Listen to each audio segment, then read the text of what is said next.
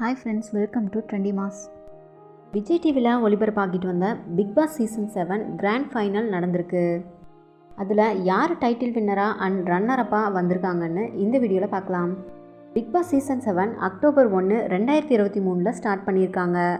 இன்னையோட 106 நாள் கடந்த நிலையில் இன்னையோட ஷோ முடிய போகுது.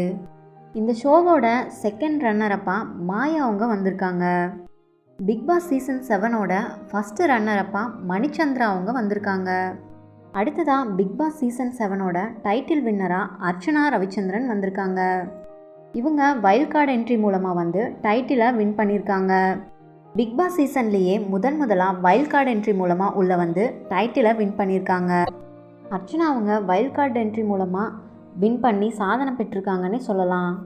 பிக் பாஸ் சீசன் 7ஓட வின்னராக யார் வருவாங்கன்னு நீங்கள் நினச்சிங்கன்னு நம்ம கமெண்டில் மறக்காமல் சொல்லுங்கள்.